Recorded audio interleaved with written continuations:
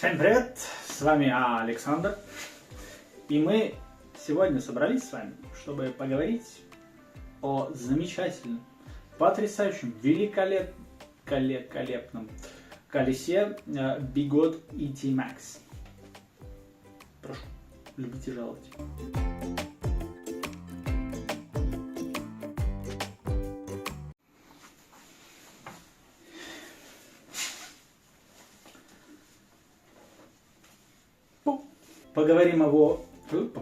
Поговорим о его достоинствах, недостатках и, собственно, обо всем, что вам нужно знать перед его покупкой.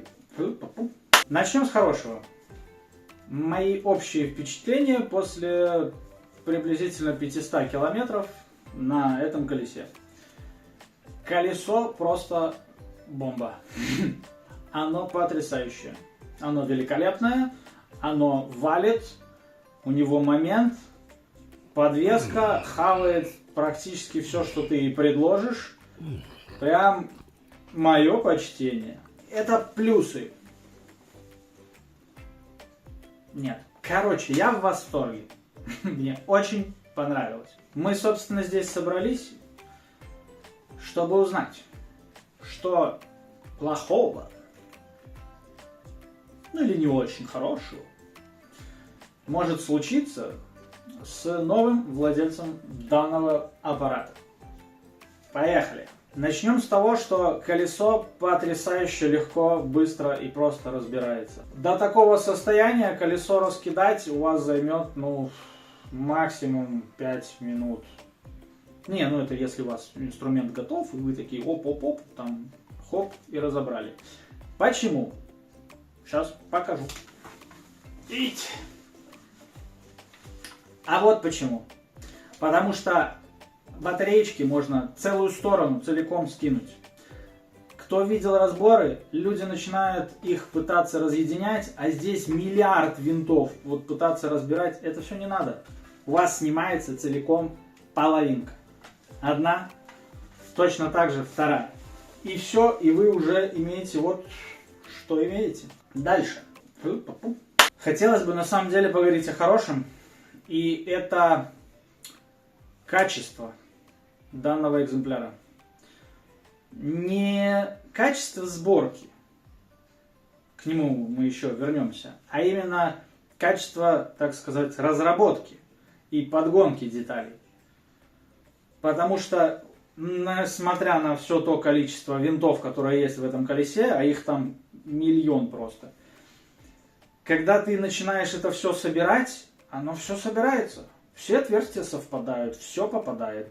Везде все отлично стыкуется. И собранное колесо чувствуется добротным, жестким, монолитным и весит 50 килограмм. Вопросов к изготовлению и подгонке деталей практически нету. Все прям очень хорошо. Прям не чита старым бигодам. Здесь прям молодцы. Но есть нюансы. И о них мы сейчас поговорим с вами. Самый главный нюанс — это подвеска. Подвеска этого колеса. Кто ездит на ветеране, тот знает, что гидравлические амортизаторы самые лучшие. Это самая крутая, четкая, мягкая подвеска, которая есть. Эта подвеска, я считаю ее компромиссом. Потому что она не дает такой мягкости и плавности работы. И она очень проблемная в плане подгонки деталей, так сказать. Ты должен сам их подгонять. Сейчас объясню, о чем я. У нас подвеска устроена каким образом? Рычаги, амортизатор пружинный, 2 ноги, 2 трубы и перекладина, которая соединяет ноги. Как работает подвеска? У нас есть ноги, перекладина, а 2 трубы с контроллером, они ходят по этим ногам. И получается, что по факту мы стоим, у нас батареи прикручиваются к нижнему пятаку, к контроллеру, и здесь же педали. Мы стоим на трубах. И вот мы вместе с трубами относительно этих ног ходим. Так вот, Если у тебя нарушена геометрия вот этих ног с перекладиной, начинаются проблемы, начинает закусывать подвеску. Собственно, как было у меня. Ну и классика жанра — закусывающие штаны. Что нужно сделать, чтобы это исправить? И вообще, что нужно первым делом сделать, когда ты купил ET Max? Нужно его разобрать. Вот хотя бы до такого состояния. А потом, сейчас расскажу. Дальше мы что делаем? Снимаем наши рычаги, снимаем амортизатор. Откидываем. Остается вот наша вся конструкция, которая легко должна ходить без амортизатора. Она не должна закусывать ни в нижнем, ни в верхнем положении. Когда вы разобрали, сняли рычаги с амортизатором, ваша задача пережать все болты крепления ног к мотору, перекладины, нижних пятаков. Вы все это пережимаете. И если у вас крышка контроллера с вот этими трубами в этих ногах при всем обжатом легко ходит, то значит вам повезло. Я вас поздравляю. Вы выиграли в лотерею. В лотерею бегот. Вы просто берете и по одному болту все пересаживаете на хороший фиксатор, собираете все назад, катаетесь, бед не знаете. Но если вы такой, как я, то вас ждет дальнейшее приключение. В чем заключается приключение? Когда я все пережал, у меня подвеску закусывало, как вы видели. Как это исправить? Нам нужно разобрать ноги, открутить от перекладины, открутить ноги от мотора и открутить пятаки. Наша задача разобраться, где закусывает и почему закусывает. Где может закусывать? Когда мы все открутили, мы откидываем мотор. И у нас каждую ногу, отдельно одну ногу, мы гоняем по трубам. Если у нас нога по трубе ходит свободно, все прекрасно. Если нога одна, не обжатая, закусывает на трубе, то мы проверяем вот эти два потрясающих винтика, которые прижимают, у нас там стоит втулочка скольжения, два колечка. Снизу одно и сверху одно, которые позволяют скользить по трубе. Если пережать эти маленькие винтики, мало ли вдруг китайцы это сделали, они пережали, то у вас будет закусывать одну штанину на трубе. Ваша задача навести порядок, вы должны поджать, но не пережать. Пережмете, вы деформируете кольцо, и оно начнет у вас закусывать на трубе. Здесь сделали порядок, одна труба отлично ходит, все, переходим на вторую. Убедились, что две трубы у вас замечательно ходят, все прекрасно. Дальше вы прикручиваете пятаки. Вы прикручиваете пятаки вниз и проверяете, чтобы при подходе ноги к пятаку у вас ничего не закусывало. У меня закусывало. Я выиграл и в эту лотерею. Что я сделал? Я под пятак подкладывал пластинку. Я не знаю почему, но без этой пластиночки при обжатии пятака трубу деформировало, и при подходе ноги к пятаку ее закусывала, она начинала там туго ходить. Отжимаешь пятак, все отлично ходит. Подложил пластиночку, обжал пятак, все великолепно. Устранил этот косяк. Проверяете так два пятака, проверяете, что ноги ходят, пятакам подходят, все прекрасно, ничего не закусывает. Дальше ваша задача прикрутить ноги к мотору и к перекладине. И чтобы уже вся эта собранная конструкция нигде не закусывала. Самая проблемная сторона — это эта сторона, где у нас идет провод мотора. Здесь у нас 3 болта. То ли из-за того, что их 3, но у меня вот это все дело перекашивало. Когда обжимаешь все 3, начинало закусывать трубу в этой ноге. Отпускаешь один этот болт, который здесь возле провода, все прекрасно, все отлично ходит. Зажимаешь, начинает закусывать. Тоже игрался, добавил пластиночку, все стало прекрасно. Вот добился, когда у тебя обжат мотор, труба отлично ходит. Одна, обжат мотор со второй стороны, труба отлично ходит вторая. Но тут тоже надо понимать, что еще у меня было. Когда ты прижимаешь ноги к мотору, получилось что? Прижимаю ноги к мотору, и ноги стали буквой В. и они по трубам начали тоже затирать.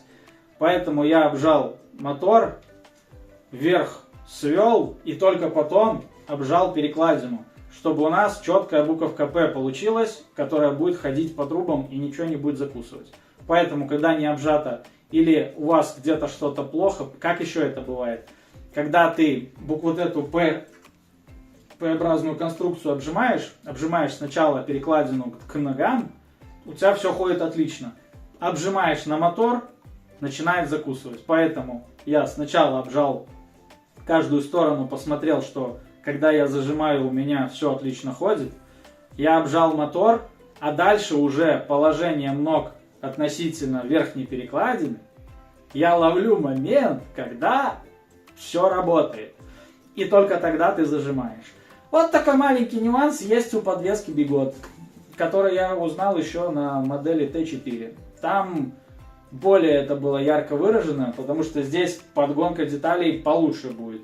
Здесь ограничительные выфрезерованные направляющие для ног, которые не позволят тебе там сильно проблем шороху наделать и перекосить, так как это у меня получалось на Т4. Поэтому то, о чем я говорил, здесь решающую роль играет именно вот подгонка деталей подвески. Но заниматься этим должен как бы ты. Это не гидравлический амортизатор, где у тебя все подогнано на заводе, ты просто прикрутил и поехал. Здесь надо добиться, чтобы это работало. Следующий нюанс, который у меня возник, это потрясающая сборка китайцев. Я наткнулся на проблемы с фиксатором резьбы. Практически весь крепеж в колесе, все сидит на фиксаторе, на синем, кроме подвески. Оси подвески обжаты на красный фиксатор, и в этом и была проблема.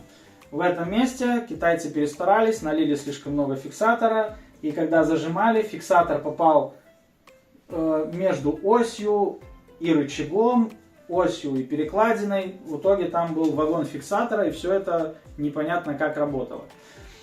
Также с завода мы, если посмотрим, у нас втулочка скольжения, чтобы ось хорошо крутилась. Еще одна здесь в голове, а здесь не было втулочки скольжения. И я посчитал, что это нехорошо. Я хочу, чтобы у меня вращение происходило там, где должно.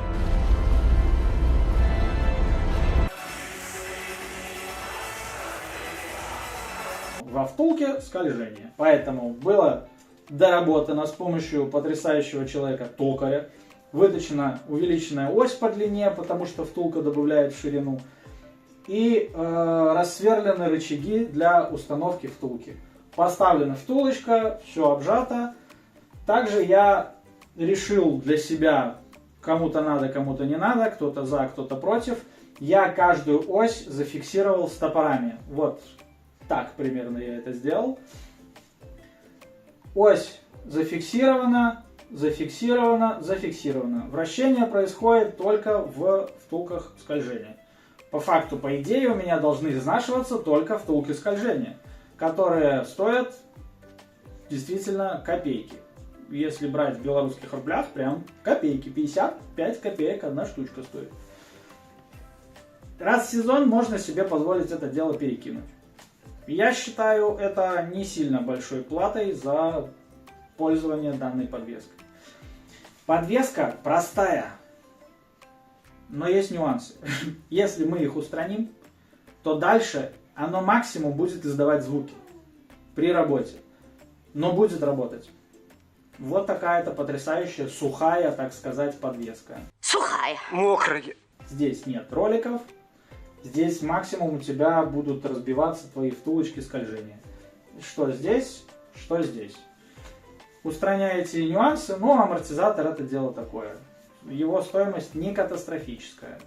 Это тебе не супер дорогих брендов амортизаторы, которые стоят баснословных денег. Но ты всегда можешь поставить сюда супер дорогой баснословный амортизатор и уже с ним развлекаться. Собственно, по минусам колеса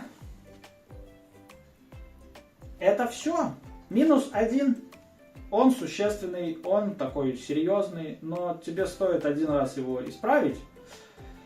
Когда-нибудь, надеюсь, они сами догадаются это делать, ну, чтоб ты с этим не занимался. Но на данный момент так.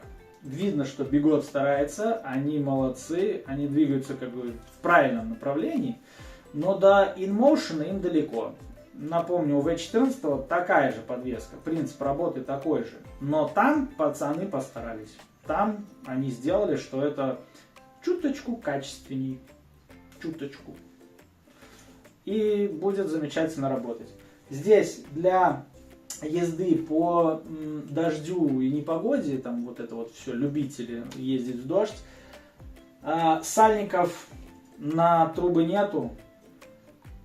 Все точно так же. Любители, желающие это все, печатается корпус, ставится сальник, пыльники, что внизу, что сверху. Это вот для тех, кто любит воду ездить. Я бы, честно, такие вот колеса с таким типом подвески не брал бы там, чтобы круглый год ездить. Вот. Либо это надо прям нормально денег вложить, подготовить, и тогда, да, тогда можно ездить. Вот. А так, как для моего режима использования, это езда по суху. Спиди, гонщик. Сейчас подъедем поближе к нему. Это моноколесо. Вот таких доработок, о которых я сказал, этого будет достаточно. И вы будете нормально с этим жить. И оно будет работать, и оно будет ездить. Стоит ли оно того? Тут каждый выбирает сам.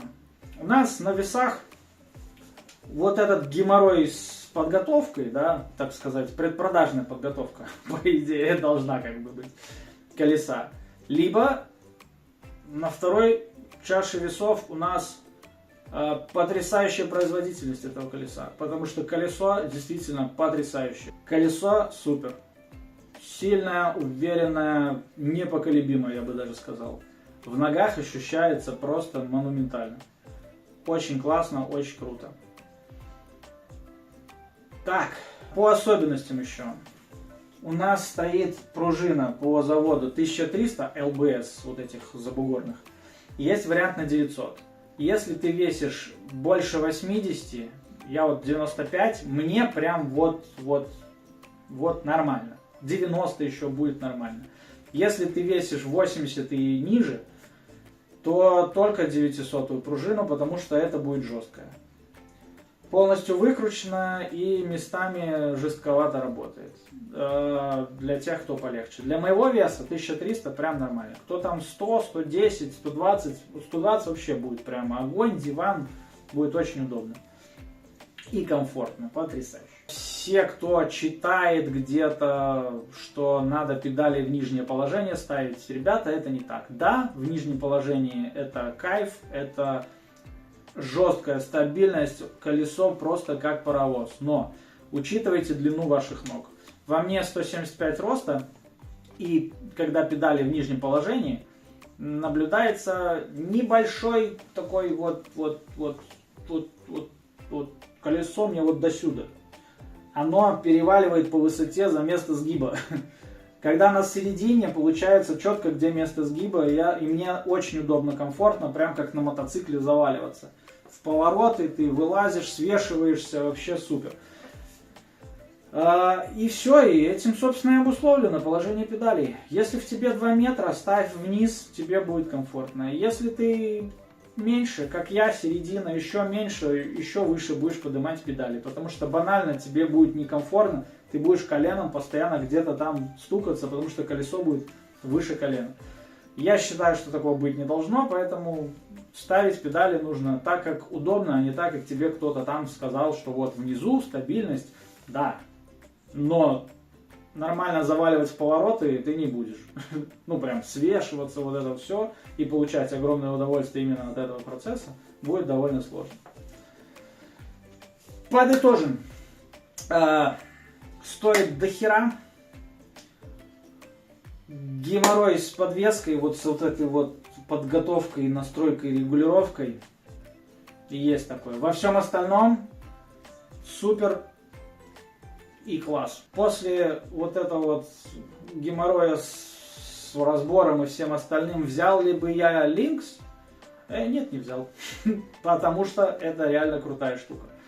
Те, кто топят за ветеран, они сюда даже смотреть не будут. Пацаны, это не про вас. Вы занимаетесь ветераном, кайфуйте, там ваш мир, там ваше удовольствие. Это для отсаженных, так сказать, в хорошем смысле этого слова. Кто знает бигод, тот катается на бигоде. Всем спасибо, всем мир.